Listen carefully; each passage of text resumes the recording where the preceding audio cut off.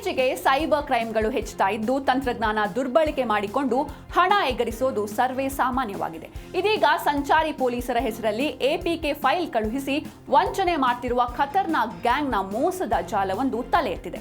ದಂಡ ಪಾವತಿಯ APK ಫೈಲ್ಗಳ link ಕಳುಹಿಸಿ ಹಣ ವರ್ಗಾವಣೆ ಮಾಡಿಕೊಳ್ಳುತ್ತಿರುವುದು ಮುಂದುವರೆದಿದೆ.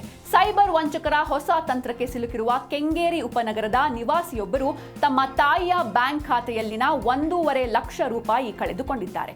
ಶಿವಾನಂದ ಸ್ವಾಮಿ ಎಂಬುವರು ನೀಡಿರುವ ದೂರು ಆಧರಿಸಿ ಅಪರಿಚಿತರ ವಿರುದ್ಧ ಪ್ರಕರಣ ದಾಖಲಿಸಿಕೊಂಡಿರುವ ಕೆಂಗೇರಿ ಠಾಣೆ ಪೊಲೀಸರು ತನಿಖೆ ಮುಂದುವರೆಸಿದ್ದಾರೆ. ಏಪ್ರಿಲ್ 9ರಂದು ಬೆಳಗ್ಗೆ 8 ಗಂಟೆ ಸುಮಾರಿಗೆ ಗಂಗಮ್ಮರವರ ಬ್ಯಾಂಕ್ ಖಾತೆಗೆ 1 ರೂಪಾಯಿ ಸಂದಾಯವಾಗಿತ್ತು.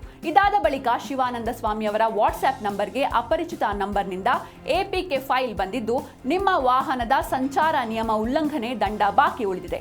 ಎಪಿಕೆ ಫೈಲ್ನ ಲಿಂಕ್ ಕ್ಲಿಕ್ ಮಾಡಿ ದಂಡ ಪಾವತಿಸಿ, ಇಲ್ಲದಿದ್ದರೆ ವಾರೆಂಟ್ ಜಾರಿಯಾಗುತ್ತೆ ಎಂದು ಸೂಚಿಸಲಾಗಿತ್ತು.